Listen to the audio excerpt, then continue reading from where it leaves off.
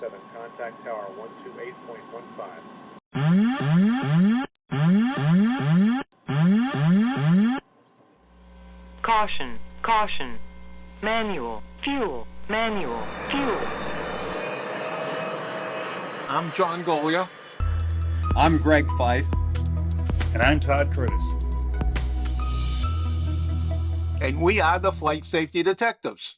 Between us, we have over a century of aviation accident investigation and safety experience to draw on as we discuss issues that affect all of us. So we are qualified to share our perspectives on accidents and incidents and what can be learned from them for the future.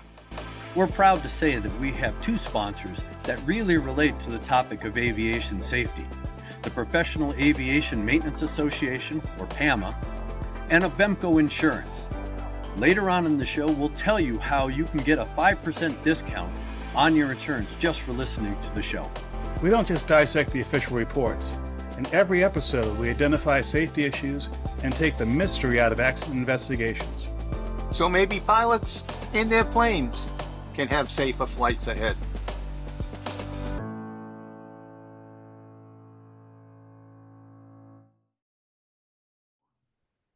Well, hello, gentlemen. It is another episode of Flight Safety Detectives.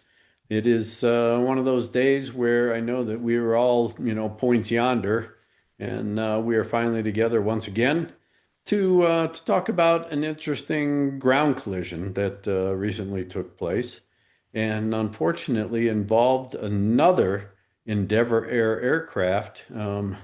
And Todd, I think you were doing the statistical analysis and determined that this is the third event involving Endeavor Air in, about a year or so? That's correct.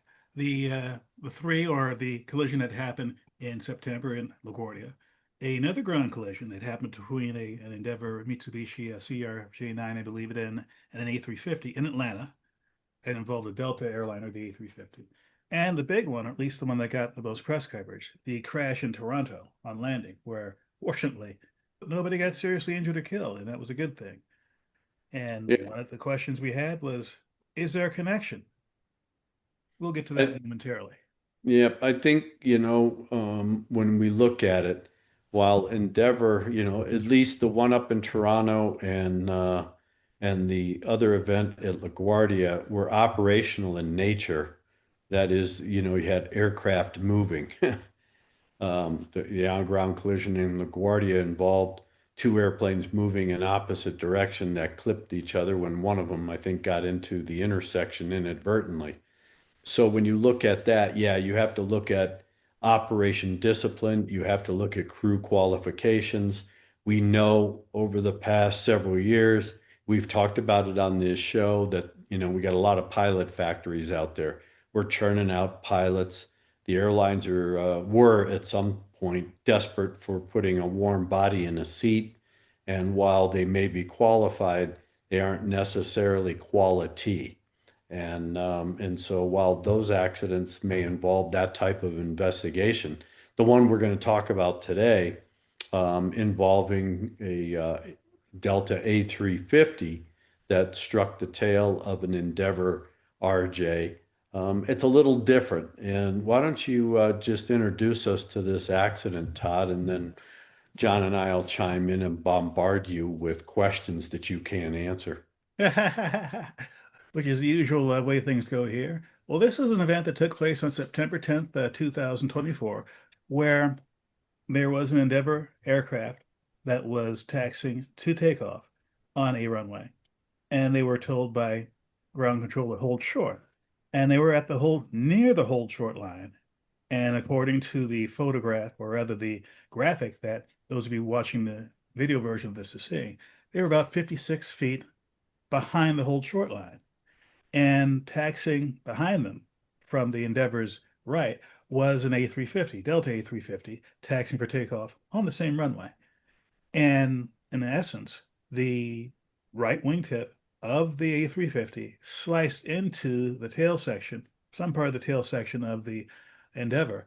And as you can see from another graphic that we're showing on the video, it completely took the vertical stabilizer and horizontal stabilizer off its moorings. It was laying sideways on the fuselage, point of fact, this airplane was repaired and it's now flying again. It looked pretty serious, but there was only one minor injury inside of the Endeavor. Now, one of the things, question, I let me back up a little bit. This is a preliminary report. It does not have the background that we would get in a full report, so we don't have a public docket to work with.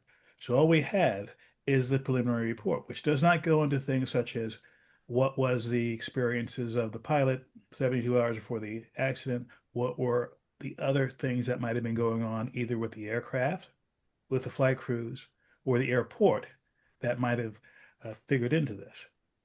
But Well, when we look at this, John, a number of things come to mind. One, the Endeavor crew, they were told to hold short of the runway, which, according to the prelim, indicates that what the captain at least has said was that she pulled up to within 50 feet of the hold short line, set the brakes, and was waiting for additional information. And that the A350 apparently was given a taxi instruction to taxi behind the RJ. Now, the big concern here for the A350 crew is, one, can you see the wingtip from the cockpit of the A350? And doing research, it's evident that you can't. So with that being said, now you have to look at, okay, what else? Well, this airplane happens to be equipped with external cameras, similar to the A380. And is that a required procedure to look at those cameras to ensure obstruction or obstacle clearance by the flight crew? That's one of the first questions I have. And then, of course, because they're taxiing, they are preparing for takeoff, were one or both pilots slightly or completely heads down, even momentarily, running a checklist, doing final checks before they're getting ready to take off, and not monitoring at least obstruction clearance as they were continuing to taxi. These are the kinds of questions that I hope will be answered in the full report. But John, again, when you look at it, you start looking at, well, who's really responsible? The female captain on the Endeavor, not that she's female, but it just so happens she's female. But the fact that the captain had, pulled up to within 50 feet of the hold short line and then parked the aircraft there, everything appears to be at least copacetic and normal for that particular operation. there is something in the preliminary report that caught my eye. A couple things. First, I don't believe they mentioned the genders of anyone in the A350 or of the first officer in the CRJ. So NTSB, hey, if you're going to do it for one, do it for everybody so nobody can point fingers. But a key phrase here, key paragraph, which I'm putting on the screen. After the A350 turned on the taxiway echo, ground control instructed the flight crew to have the airplane follow the CRJ on taxiway echo and switch to the tower frequency. As the A350 continued to taxi on taxiway echo, the flight crew observed the navigational alert message, nav GNSS-2, on the ECAM. The first officer informed the tower they would need to stop to coordinate with maintenance before departure. Now, let's stop for a second. This A350 is going down the taxiway. Captain is sitting on the left side. Captain is handling the tiller and was stated earlier, looking straight and to the left to make sure they avoided oncoming traffic on the left side of the A350. First officer sits on the right side of the A350. Presumably, the first officer will be responsible for looking out the window, making sure they don't run into anything. What role did dealing with this ECAM message and talking to ground control have to do with the pilot's attention to detail? Again, this is the preliminary report, does not mention those details, but I would be looking for that in the final report. Yeah, and like I said, did one or both of those guys have their heads down? Well, you just gave us a reason for the FO to have his head down, or she have her head down. We don't know their gender, but the FO having their head down to address that ECAM message. And given the fact that it was the right wing that struck the tail of the RJ, did that momentary distraction take away from the FO monitoring as they were continuing to taxi and hope, behind the RJ. John, I mean, from your perspective, in all the jump seats we've all ridden, we've seen things that, kind of catch your attention, and again, it gets down to what's the operational discipline and the policies and procedures. Right. And, it's not stated whether they could use that camera in taxiing. In the description of the cameras, they talk about in and around the gate areas, but they don't talk about taxiing, which it could be a very useful tool. And the other thing that caught my eye is these circumstances here can affect a lot of other people. Mechanics move airplanes and other people move airplanes every single day, depending on the location and the company policy. Typically, in the stations with I've had experience with mechanics, we've had a number of mechanics violated for that whole shot line because they came right up to it and the nose may have been over it and they get cited for it. Yeah. And so there's a lot of lessons in here for everybody that moves airplanes. Yeah, because the reason, you have to be at a specific place behind the line, not on the line, but behind the line, is for those specified clearances, especially when you have big airplanes with long wings. And so, you have to be, following that procedure. Now, she stopped 50 feet short. The Endeavor captain stopped 50 feet short of the hold short line.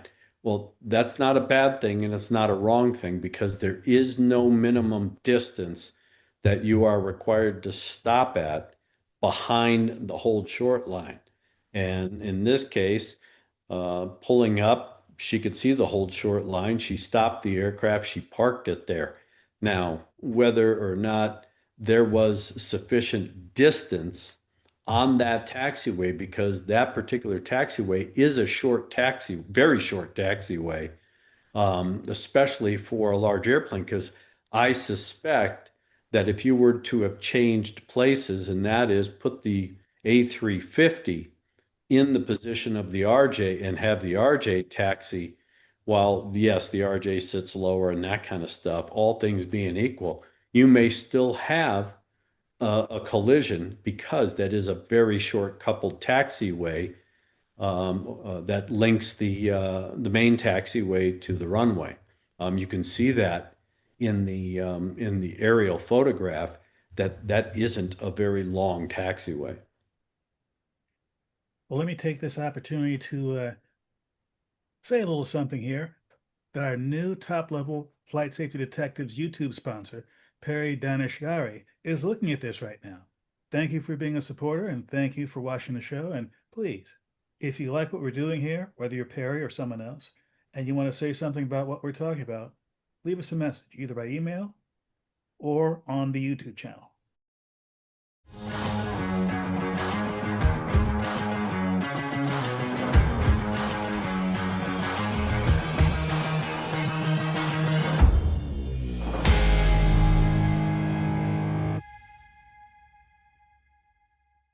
Hello, aviation enthusiasts, safety professionals, and curious minds. Welcome to Flight Safety Detectives. We are thrilled that you dropped by. Here, we dive deep into the world of aviation safety. From incident investigations and technical analysis to lessons learned and what they mean for safer skies. As a member of our channel, you get exclusive member-only perks, first access to new episodes, live stream discussions, and Q&A sessions. We are a community of fellow safety detectives who love aviation as much as you do. If you're passionate about aviation or just curious about how things work, we'd love to have you on board. Hit join, ring the bell to be notified, and jump into the discussions in the comments. Strap in, because together we're going to explore aviation safety like never before.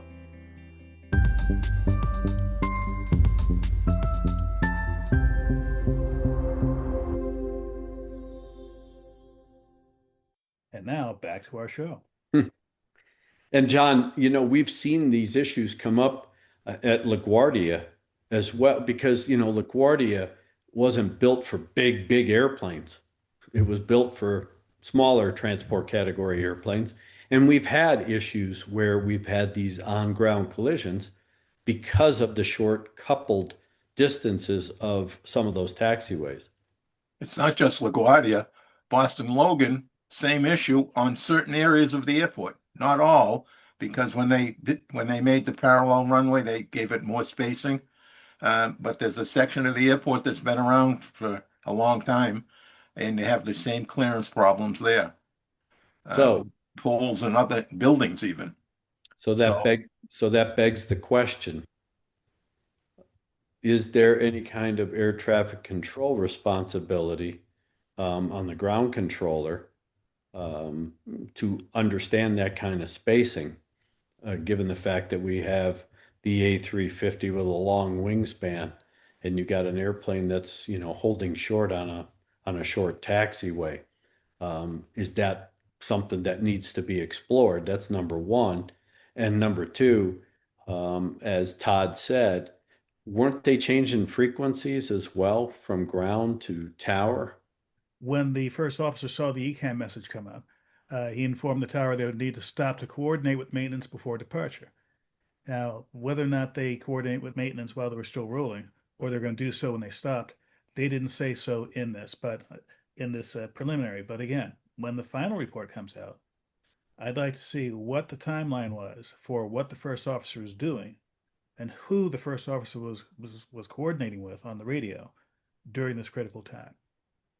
And again, we can see from the aerial photo that if the A350 had to maneuver around the RJ, if they had recognized that they didn't have sufficient clearance, they were at a part of the taxiway that was kind of an intersection that would have enabled them to at least divert slightly left to provide them more clearance on the right wing from the RJ.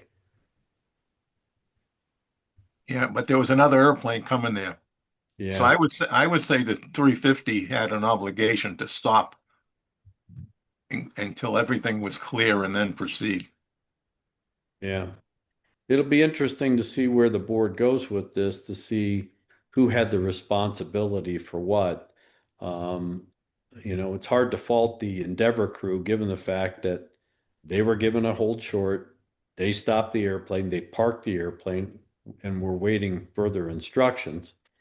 And they didn't breach the hold short line, and there is no minimum for how close you have to be to the hold short line when you come to a stop. So I'd like to point out another subtlety that I just realized looking at both the graphic and the narrative. The crew of the A350, the captain stated that he was looking to avoid aircraft coming off of Taxiway Victor. And if you look at the graphic, let's say the A350 is going from right to left for those of you who are on the audio version of this. And Taxiway Victor sort of like loops around from toward the end of runway 8 right and goes back toward where the A350 was coming. In other words, if the captain was diverting his or her attention to Taxiway Victor, they're actually diverting his or her attention past where the Endeavor was to a place further down the line. So, and wasn't that slightly left? And slightly left as well. So that's really taken their field of view away from the right side and really focusing that attention, at least for the captain, on the left side. And then you have the possibility of the first officer with his head down or their head down to address the ECAM message and talk on the radio. It's going to be very interesting to see, and I hope that the NTSB will get the internal information, because that everybody's filed an ASAP report, but they'll also have filed, or I believe they should have filed, at least a NASA report, which could provide some additional details that don't always appear in an NTSB report. If we looked at this event in Atlanta, not because of the event in Atlanta, but the event that happened more recently in LaGuardia. And I was thinking, wow, we have these three events within just over a year, Toronto, LaGuardia, and Atlanta, that were involving Endeavor. Is there some sort of coincidence, or is there some sort of systemic issue going on? Well, as we look at this event in Atlanta, it's clearly different from the event in LaGuardia, which we can go into in greater detail. And of course, the one in Toronto was a landing event and only involved one aircraft. So if it was, for example, training issues, there would be training for essentially three different kinds of situations. In this Atlanta case, the training issue I would see is not with the Endeavor, but as you pointed out, with the A350, because they were doing things and being distracted in ways that made it less likely that they could keep separation from that Endeavor. What time of day was it? I believe it was at 10:07 a.m., 11 and a half miles visibility, light and winds. So you got no excuse that it was a night operation and you couldn't really judge distance.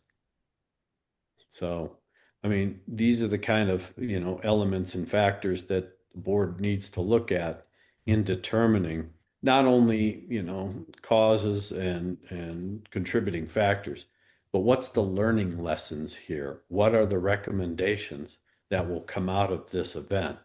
And I've always preached it that, no matter what is investigated, there is always a lesson to be learned.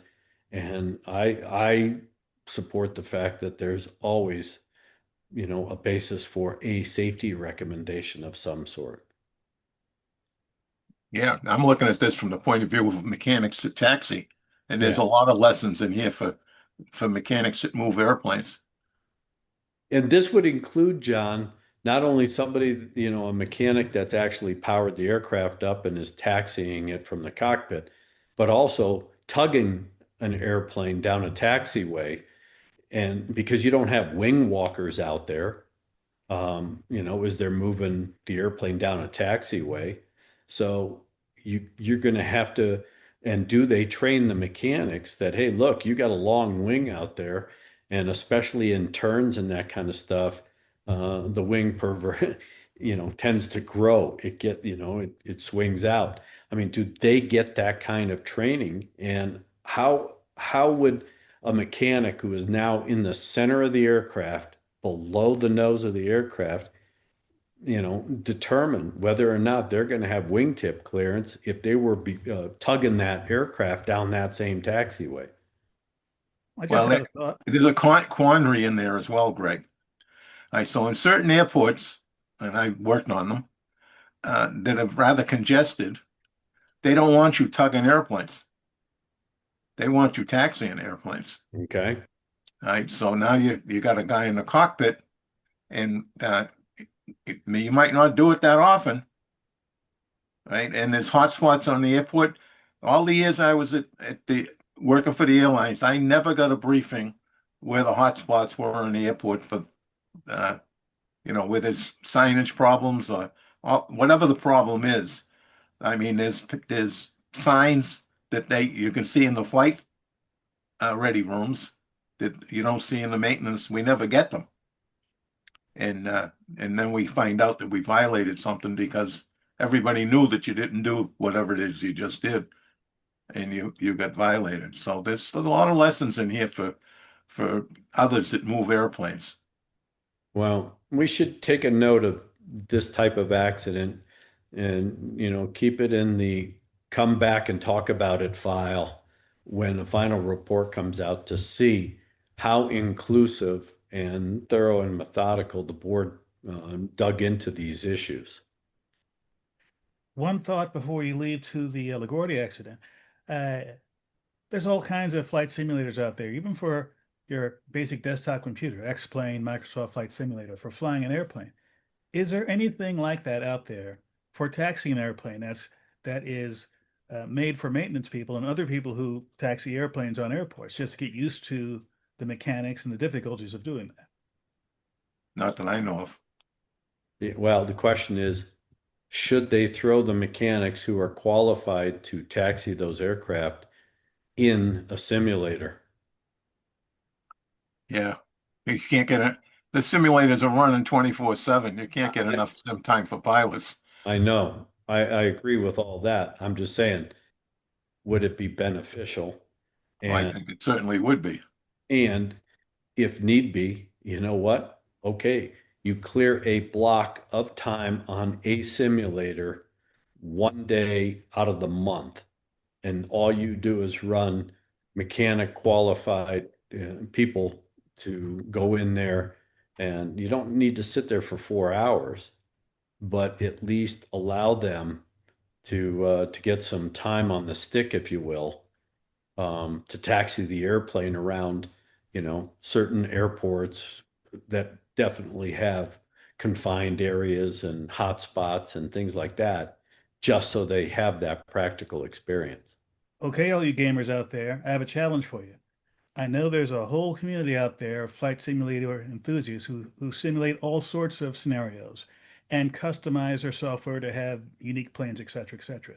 Have any of you out there done something like this? Put together a taxiing simulator that is tailor-made for the kind of things that maintenance people have to go through. And airlines out there, why don't you throw out a small prize? I don't know, 5, 10 grand.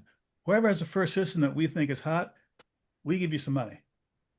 Just saying. Whoa, whoa, whoa, whoa, whoa, whoa. The first gamer that comes up with that and brings it to us, we will represent them, and our cut will only be 40%. So with that, I will leave you with our second to the last word, Todd. Well, my second to the last word, once again, is directed at the NTSB. And again, it's a semi-picayune thing. We all noticed that you stated the gender of one of the 4 pilots involved in this, but you didn't state the gender of the other 3. And by the way, what role did the gender play in this? Why would you have to mention that? So my word to you, the NTSB, if you're going to mention gender, mention everybody's. If gender doesn't have jackola to do with what's going on, don't mention anybody. Well, jackola is a proper aviation safety word that's in the NTSB glossary. I was gonna make that clarification that is a technical term. Yes. And with that, John, I will leave you with our last word. And as usual, I'll talk about when you're going to go flying, before you go to the airport, do a little session of pre-planning. And then when you get to the airport, do it again. And if they don't agree, do something, find out why. When you go out to your airplane, do a very thorough pre-flight. We still find airplanes, I still see them at airports when I'm there. You still see them that they're not doing a very good pre-flight. So please pay attention to your pre-flight. That's when you catch those problems. And if you feel like you need a refresher or a little help, find a mechanic that works on the airplane, because mechanics have a different eye, a different way of looking at the airplane, and they'll certainly help you look at the critical pieces to the airplane. And after you get in the air, well, now in this case, I think maybe I'll be adding, when you're taxiing out, pay attention to your wingtips. Yep. I have a long list of airplanes that taxi into the fuel farm and either hit the fence or hit the pumps. And I just shake my head when I see those. It just, I mean, really. I've done 3 accidents involving long-wing business aviation jets that, as they were making a turn off the ramp being marshaled, they've taken out light posts and fence posts with the wingtip, because the marshalers didn't understand that wing grows and the pilots can't see that wing back there. So that's a good point, John, to add to your closing remarks. Yep. And then after you get in the air, put the head on a swivel, because we still have mid-airs, unfortunately. And with a lot of students, I'm not blaming the student pilots, but there's a lot of student pilots that get themselves a little messed up on where they are and what they're doing. And you don't want to be close to them. You want to let them have an enjoyable flight, and you just don't want to be involved with any mishaps. So please, please fly safely. Thank you so much for listening to the show. We really value all of our listeners and subscribers. Our podcast gets ranked by you. So if you like this, give us 5 stars inside your podcast platform. We want to keep the conversation going with you, so we'd love for you to engage with us on our social media channels. We're on Instagram, X, Facebook, LinkedIn, and of course YouTube. You can email the show at flightsafetydetectives@gmail.com. By the way, if you're watching this on YouTube, we're working on growing this channel, and it really helps if you all comment. So please do that. We read them all. And be sure to subscribe. Avemco Insurance Company has been passionate about aviation safety for over 60 years. That's why they sponsor the FAA's Fast Team Wings program and support I Learned About Flying from that. Avemco even rewards safe pilots with reduced premiums of up to 10%. You can instantly save 5% just for being a Flight Safety Detectives listener. Call 800-338-8705 today or visit avemco.com/flightsafety and tell them we sent you.